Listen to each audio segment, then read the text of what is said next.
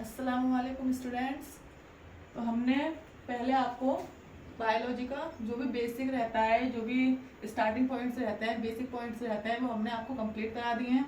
उसमें से हमने आपसे जो क्वेश्चन पुटअप किए थे वो कमेंट बॉक्स में बोला था हमने लिखने के लिए, लेकिन कमेंट बॉक्स उस टाइम हमारा ऑफ था, अब ऑन हो चुका है। तो जिससे भी क्वेश्चन के आंसर देने हो वो उसमें दे सकते हैं, ठीक है। अब हम अपना आगे की क्लासेस स्टार्ट करते हैं। आज से हम अपनी बायोलॉजी की क्लास स्टार्ट करेंगे, यानी आज से हम अध्याय फर्स्ट यानी चैप्टर फर्स्ट आपका स्टार्ट करेंगे, ठीक है। तो देखो बेटा, बायोलॉजी का जो बेस है वो आपका जो होता है वो 11th क्लास में ही क्लियर होता है। बायोलॉजी का जो बेस स्टार्टिंग जो बायोलॉजी की होती है वो 11th से ही होती है। तो हमें अपना बेस यहीं से मजबूत करना है, यहीं से हमें अपना बेस स्ट्रॉन्ग करना है और हर चीज को समझते चलना है, हर चीज को माइंड में एकदम फिट रखना है, बिल्कुल अपना माइंड फ्रेश करके तभी हमें पढ़ना है और तभी हमें समझना है। क्लियर? चलिए अब स्टार्ट करते हैं। अध्याय फर्स्ट, जीव जगत। चैप्टर का नाम है जीव जगत। इसका हम कराएंगे भाग 1 पार्ट 1, ठीक है। तो इसके जो टॉपिक मैं आपको कराऊंगी वो मैंने अभी थोड़े नोट कर दिए हैं इस पर। सबसे पहला टॉपिक मैं आपको कराऊंगी सजीव। सजीव यानी लिविंग। लिविंग सजीव, सजीव क्या होते हैं। दूसरा पॉइंट मैं आपको कराऊंगी निर्जीव क्या होता है, और तीसरा पॉइंट आपको इस वीडियो में मैं कराऊंगी जीवों के विशिष्ट लक्षण। ये तीनों पॉइंट आपको इस वीडियो में मैं आज क्लियर कराऊंगी, ठीक है। सबसे पहले हम बात करते हैं सजीव की।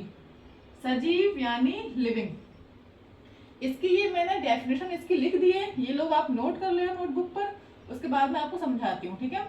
जीव स्वप्रतिकृति विकासशील तथा स्वनियमनकारी पारस्परिक क्रियाशील तंत्र है जो बाह्य उद्दीपनों के प्रति अनुक्रिया की क्षमता रखते हैं। ये क्या है? सजीव।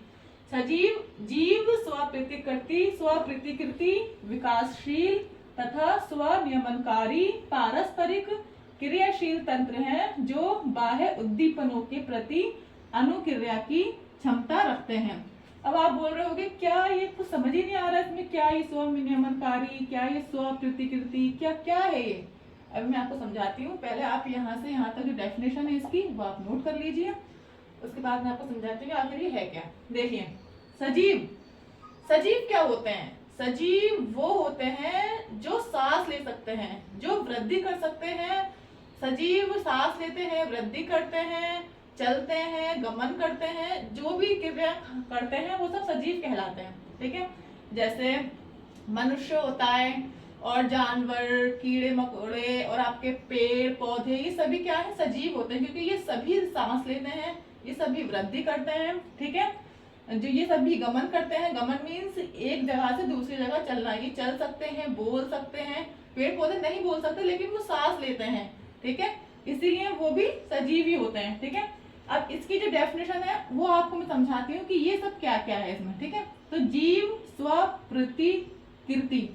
जीव स्वप्रतिकृति का मतलब होता है कि अपने समान संतान उत्पन्न करना। तो सजीव क्या कर सकते हैं? अपने समान संतान उत्पन्न कर सकते हैं। जैसे मनुष्य, मनुष्य संतान उत्पन्न करता है अपने समान।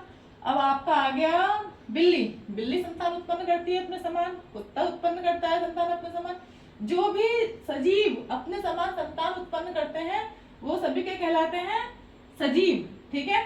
अब जैसे कि मनुष्य आ गया, जानवर आ गए, पेड़ पौधे भी आप उसमें बीज लगाते हो, उत्पन्न हो जाता है, ठीक है।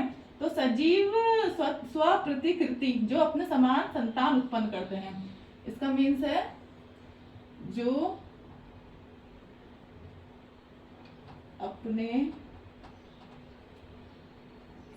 समान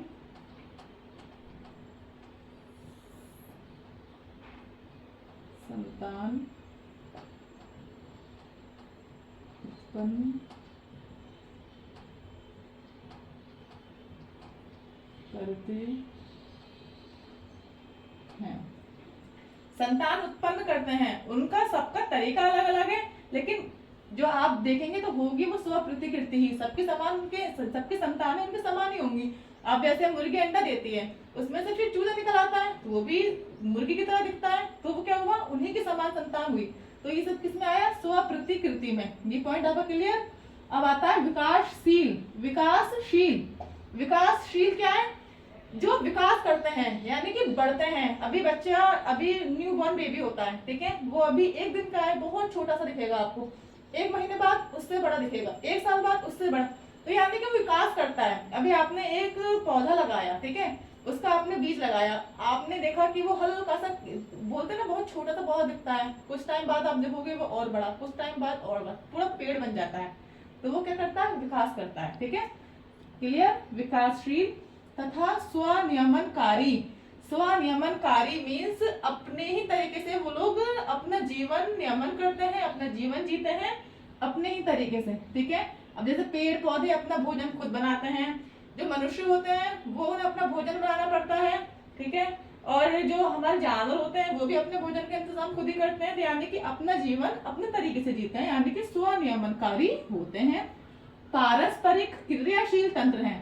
क्रियाशील मीन्स जो क्रिया करते हैं, यानी चलते हैं, फिरते हैं, घूमते हैं, बोलते हैं, जो जितनी भी क्रिया हमारी होती हैं, जितनी भी क्रिया होती हैं वो सब करते हैं, तो वो क्या है? क्रियाशील तंत्र है, जो बाह्य उद्दीपनों के प्रति अनुक्रिया की क्षमता रखते हैं। अब ये क्या है बाह्य उद्दीपनों के प्रति अनुक्रिया?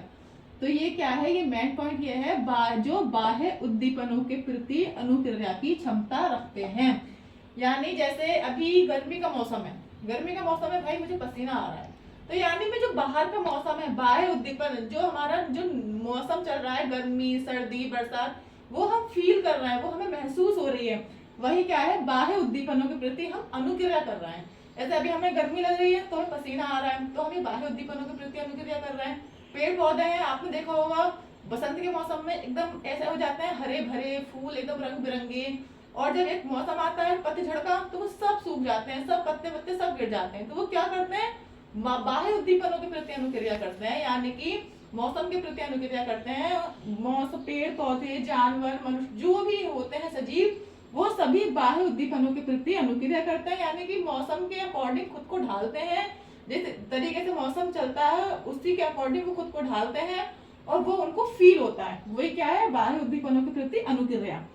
फॉर एग्जाम्पल पेड़ पौधे, जंतु, मनुष्य आदि, ये सब किस में आते हैं? सजीव में आते हैं। ये आपका सजीव का पूरा जो भी टॉपिक है वो आपका क्लियर हो गया। बाकी डेफिनेशन आप यहाँ से यहाँ तक अपने नोटबुक में नोट कर लीजिए। जीव स्वप्रतिकृति विकासशील तथा स्वनियमनकारी पारस्परिक क्रियाशील तंत्र है, जो बाह्य उद्दीपनों के प्रति अनुक्रिया की क्षमता रखते हैं, जैसे पेड़ पौधे, जंतु, मनुष्य। क्लियर? ये आप नोट कर लीजिए। सेकंड पॉइंट है आपका निर्जीव, यानी कि नॉन लिविंग। अब निर्जीव क्या है? निर्जीव देखो, निर्जीव ना तो स्वप्रतिकृति करते हैं, यानी कि अपने समान संतान उत्पन्न नहीं करते, ना ही ये विकासशील होते हैं, यानी जितने हैं उतने को नहीं रहेंगे। जैसे हमारे ये मार्कर, ना तो उसको गर्मी लगती है, ना सर्दी लगती है, ना ही आकार, ना ही बढ़ेगा, जितना है उतना को अभी आप देखोगे इतना मिलेगा, 2 महीने बाद देखोगे इतना मिलेगा, 2 साल के बाद देखोगे इतना ही मिलेगा। वैसे ही ये डस्टर, ठीक है, स्वप्रतिकृति ना ही अपने समान ही संतान उत्पन्न कर सकता है, ये जैसा है वैसा ही रहेगा, ना ही विकासशील है, ना ही ये स्वनियमनकारी। देखो हम इसको फेंक देंगे ये गिर जाएगा, हम इसको बंद कर देंगे ये बंद हो जाएगा, ना ही अपनी मर्जी से खुल सकता है, ना ही अपनी मर्जी से चल सकता है, ना अपनी मर्जी से खा सकता है, ठीक है, कुछ नहीं कर सकता। तो ये क्या? स्वनियमनकारी भी नहीं है, ना क्रियाशील है, ना ये चल सकता है, कुछ नहीं कर सकता ये, तो ये क्रियाशील भी नहीं है, और ना ही ये बाह्य उद्दीपनों के प्रति अनुक्रिया की क्षमता रखते हैं, यानी इनमें ना तो स्वप्रतिकृति होती है, ना ही विकासशील होते हैं, ना स्वनियमनकारी होते हैं, और ना ही बाह्य उद्दीपनों के प्रति अनुक्रिया की क्षमता रखते हैं। जैसे कि मेज हो गई, कुर्सी हो गई, ये मार्कर, ये डस्टर, ये बोर्ड, ये सब क्या है? निर्जीव है, ठीक है, क्लियर। चलिए अब थर्ड पॉइंट हम आपका कराते हैं।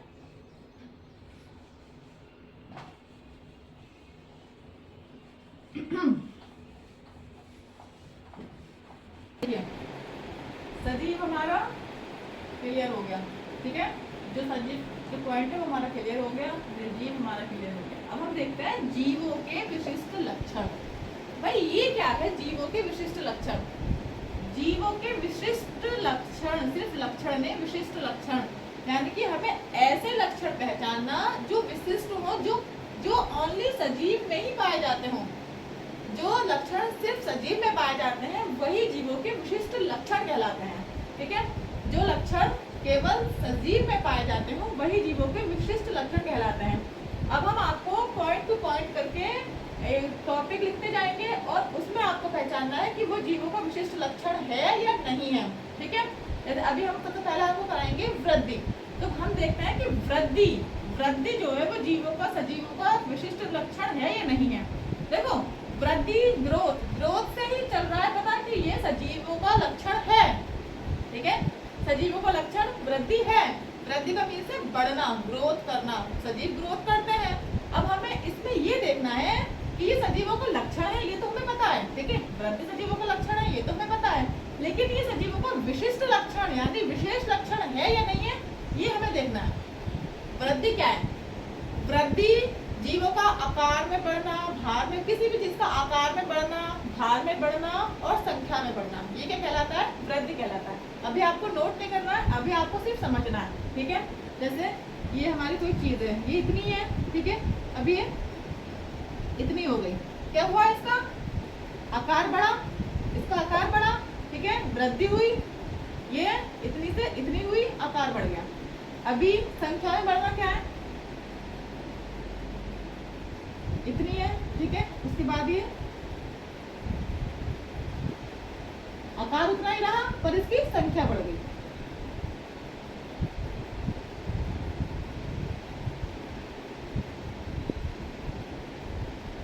आकार उतना ही रहा, संख्या बढ़ गई। ये हो गया आकार में बढ़ना, ये हो गया संख्या में बढ़ना। अब होता है भार में बढ़ना। जैसे कि अभी मैं कितनी की थी? अभी मैंने अपना वेट चेक किया था, हाँ, करीब 1 हफ्ता पहले, तो मेरा वेट था 44 kg। अब कुछ टाइम बाद मेरा हो जाता है 50 kg, तो वो क्या हो गया? भार में बढ़ना, यानी 44 kg से 50 kg, यानी क्या हुआ? भार में बढ़ गया। ठीक है, तो ये जो वृद्धि जो है वो क्या है? आकार में बढ़ना, संख्या में बढ़ना और भार में बढ़ना, यही क्या कहलाती है? वृद्धि हमारी कहलाती है। ठीक है, अब हम समझते हैं कि ये सिर्फ सजीवों में होती है या निर्जीवों में भी होती है।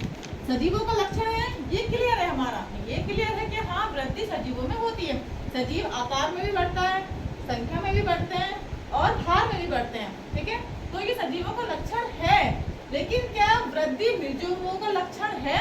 तो हम ये कह सकते हैं कि हाँ, वृद्धि निर्जीवों में भी होती है। अब आप कहोगे निर्जीवों में वृद्धि कैसे हो सकती है? भाई ये मार्कर है, इसमें वृद्धि नहीं हो सकती, जितना है इतना कितना ही रहेगा, लेकिन इसमें वृद्धि होती है, क्योंकि वृद्धि हमारी क्या है? आकार में बढ़ना, भार में बढ़ना और संख्या में बढ़ना। ये आकार में नहीं बढ़ सकता, लेकिन ये संख्या में बढ़ सकता है। अभी हम इस मार्कर को यहाँ से काट दें, ठीक है, इसको यहाँ से काट दें बराबर बराबर, ठीक है, इक्वल साइज में काट दें, तो ये 2 हो जाएंगे, यानी ये संख्या में बढ़ जाएंगे। ठीक है, अब ये हो गया आपको क्लियर? संख्या में बढ़ना। अब हमने आपको बताया कि संख्या में अगर आपको इसको बराबर इक्वल काटेंगे आप, तो ये संख्या में बढ़ जाएंगे।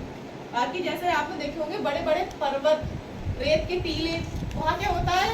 रेत पर्वत जितना होता है उतना रहता है। ठीक है, वो निर्जीव है, पर्वत एक नॉन लिविंग है, निर्जीव है, लेकिन जब आंधी आती है, तूफान आता है, हवा चलती है तेज, तो उस पर काफी सारी रेत इकट्ठी हो जाती है, फिर वो क्या होता है? भार में बढ़ जाता है। तो यानी वो वृद्धि का लक्षण है।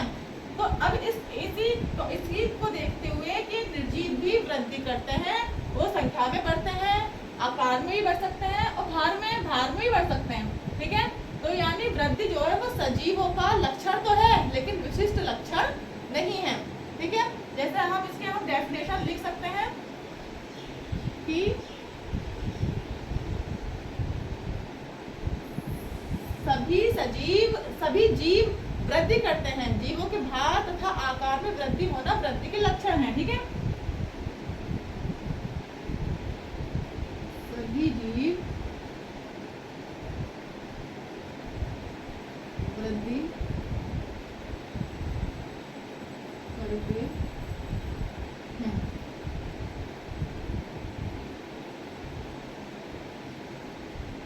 जीवों के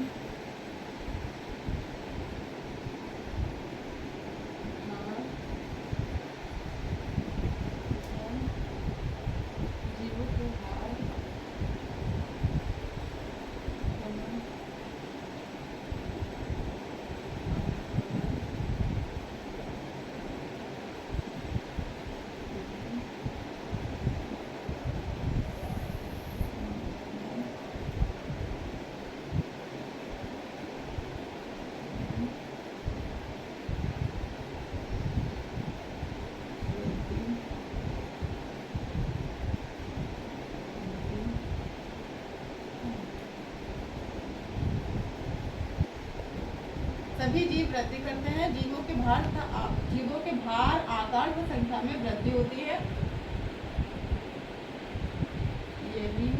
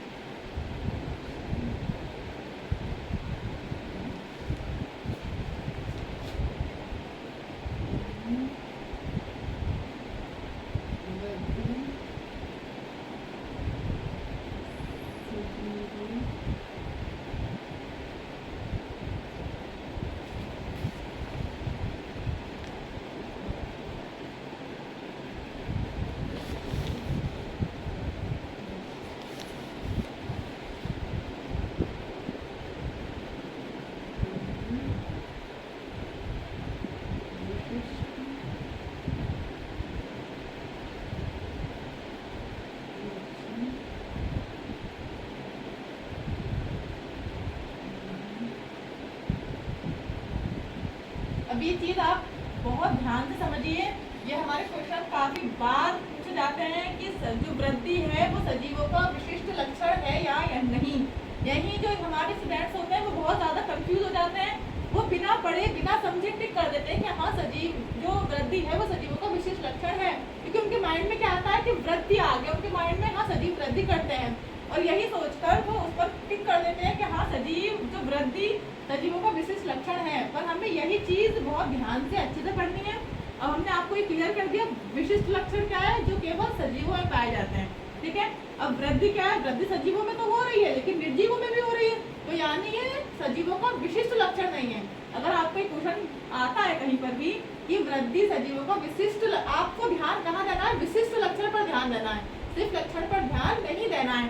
तो सजीव वृद्धि सजीवों का विशिष्ट लक्षण नहीं है। ठीक है, ये आपको समझ के पढ़ना है और फिर टिक कहाँ करना है, नहीं है, सिर्फ वृद्धि देखकर टिक नहीं करना है। ठीक है, तो यानी वृद्धि सजीवों का लक्षण है परंतु विशेष लक्षण नहीं है। क्यों नहीं है, क्योंकि वृद्धि निर्जीवों में भी होती है। अब ये आपको डेफिनेशन आपको यहाँ वृद्धि की लिखनी है। ठीक है, लेकिन अलग से आपको सिर्फ समझने के लिए, ये आपको लिखना नहीं है, सिर्फ समझने के लिए आपको मैं पॉइंट लिखवाती हूँ कि ये वृद्धि जो है वो सजीवों का विशेष लक्षण क्यों नहीं है।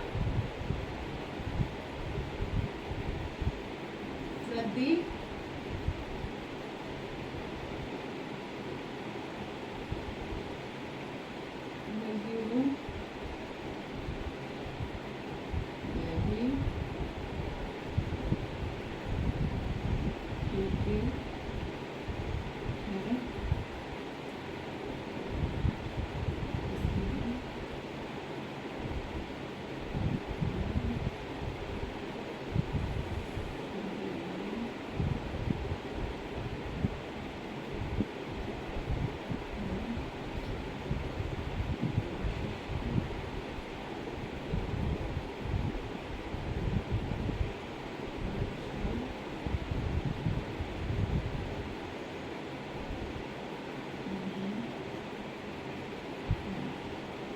वृद्धि निर्जीवों में भी होती है, इसलिए सजीवों का विशेष लक्षण नहीं है।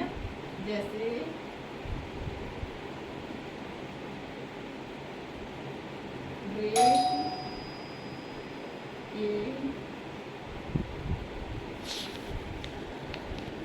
टीले और पर्वत, जैसे रेत के टीले और पर्वत। ठीक है, यहाँ वृद्धि होती है रेत के टीलों पर और पर्वत पर। पर्वत यानी कि बहुत सारी धूल मिट्टी का जमा हो जाना, यानी भार में बढ़ जाते हैं, तो ये क्या हो गया, वृद्धि का लक्षण हो गया, यानी कि सजीवों का विशेष लक्षण नहीं रहा। ठीक है, तो ये टॉपिक आपका क्लियर है, आपको अच्छे से तीनों टॉपिक पढ़ने हैं, सजीव क्या है, निर्जीव क्या है, जीवों के विशेष लक्षण क्या है। विशेष लक्षण में अभी आपको मैंने सिर्फ वृद्धि पढ़ाई है, आगे बहुत सारे मैं आपको पढ़ाऊंगी और फिर हमें उसमें से ये देखना है कि वो जीवों का विशेष लक्षण है या नहीं है।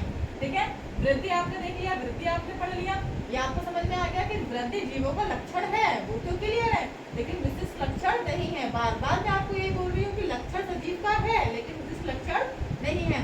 ये पॉइंट आपको अपने माइंड में एकदम सेट कर लेना है, अच्छे से माइंड में फिट करना है कि वृद्धि जीवों का लक्षण है लेकिन विशिष्ट लक्षण नहीं है।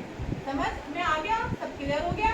अब मैं आपको आज के लिए आपका इतना ही, अगली वीडियो में मैं आपको आगे के जो भी लक्षण है विशिष्ट बारे में आपको बताऊंगी। जब तक आपसे मैं कुछ क्वेश्चन पुटअप करती हूँ, उसके आंसर आप कमेंट बॉक्स में ज़रूर दें। और अगर आप ये टॉपिक पूरा अच्छे से आप पढ़ेंगे तो आप उसका आंसर भी दे पाएंगे, ठीक है, और सभी आंसर दें उसका, ठीक है। अब मैं आपको बताती हूँ, पहला क्वेश्चन है आपका कि सजीव, ठीक है, सजीव में सजीव क्रियाशील तत्व है या नहीं है, इसका यस और नो में आपको आंसर देना है। सेकंड है आपका निर्जीव स्वनियमनकारी होते हैं या नहीं होते, तो उसका आपको आंसर देना है। नंबर थर्ड पॉइंट है आपका क्या सभी सजीव वृद्धि करते हैं। नंबर फोर्थ पॉइंट है आपका क्या वृद्धि जीवों का विशिष्ट लक्षण है। और नंबर 5 पॉइंट है आपका क्या वृद्धि निर्जीवों में होती है, ठीक है। ये जो 5 आपको क्वेश्चन है ये आपको कमेंट बॉक्स में इसके आंसर करते हैं और फिर मिलते हैं आपकी अगली वीडियो के साथ, ठीक है। अल्लाह हाफिज।